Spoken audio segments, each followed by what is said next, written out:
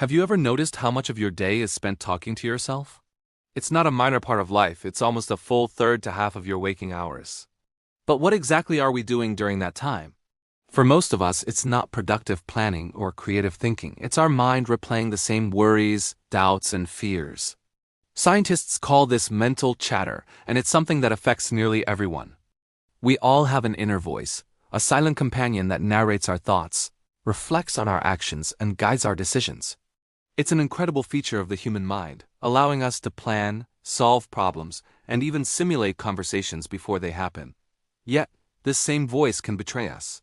When it turns critical, obsessive, or fearful, it becomes the source of rumination, anxiety, and frustration. Instead of helping, it can feel like it's holding us hostage. Think about it. How many times have you replayed a mistake in your head, worrying about what went wrong, or imagined all the things that could go wrong in the future? That's chatter in action. It doesn't just occupy your mind. It consumes your attention, disrupts your focus, and can even damage your physical health if left unchecked. Over time, this constant mental noise can contribute to high stress levels, inflammation, and other health issues. But your inner voice isn't inherently bad. Far from it. Language, the ability to communicate, didn't evolve just for talking to others. It evolved as a survival tool, a way to navigate challenges, solve problems, and anticipate potential threats. Our ability to think in words gives us a unique advantage. It allows us to mentally simulate situations, rehearse actions, and weigh choices before taking them. In other words, it's what makes us human. For instance, before a major presentation, your mind might run through what you want to say, anticipate questions, and even rehearse responses. When used this way, your inner voice is a brilliant problem-solving tool. It can also help with self-control. Imagine resisting a late-night snack. Your mind might remind you, if you eat this, you'll regret it tomorrow. That's your inner voice guiding your behavior. It also helps us make sense of our lives by creating a narrative. By reflecting on past experiences, it constructs a story that shapes our identity, helping us understand who we are and what we value. The problem arises when this voice stops guiding and starts tormenting. Chatter hijacks our attention, pulling us into repetitive cycles of worry, regret, and self-criticism. It can make focusing on important tasks almost impossible and strain our relationships. Why? Because if we're endlessly thinking about our own problems, we might not listen as attentively to others, creating friction and misunderstandings. Chatter can even make us more irritable and prone to expressing our frustration in misplaced ways, something psychologists call displaced aggression. The physical consequences of chatter are just as serious. Stress in itself is not harmful. It's a natural response that helps us react to challenges. But when our mind keeps reliving stressors long after they've passed, the stress response remains active. This chronic activation can affect cardiovascular health, increase inflammation, and even impact our immune system. In extreme cases, persistent mental chatter can contribute to long-term health problems. So if your mind feels like it's working against you, the good news is that there are strategies to reclaim control. You don't have to be a victim of your thoughts. Science offers practical tools to manage your inner voice, and many of them are simple, actionable, and accessible to anyone. Some involve your own habits and mindset, others leverage the power of social connections, and some even use your physical environment to quiet the noise. One particularly effective approach is creating rituals. A ritual is a repeated, ordered sequence of actions performed the same way each time. These behaviors provide a sense of control and stability, which is exactly what your mind craves when it feels overwhelmed by chatter. Rituals work because they give structure to your day, anchor your attention, and provide a calming rhythm that counteracts mental chaos. Athletes often use rituals to manage stress and sharpen focus. For example, imagine a professional tennis player during a tense match. Between points, they may engage in a specific routine, taking a sip from one bottle, then another, arranging them in a particular way, bouncing the ball a precise number of times. Each step is deliberate, repetitive, and predictable, giving them a sense of control over their mental state. While you may not be on a tennis court, the same principle applies in daily life.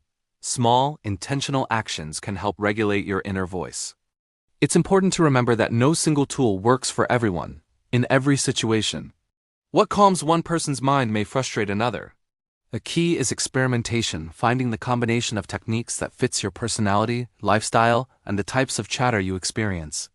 Meditation, journaling, deep breathing, structured routines, and talking things out with a trusted friend are all valid approaches. Even simple habits, like arranging your workspace or setting clear daily goals, can provide a surprising sense of order that reduces mental noise.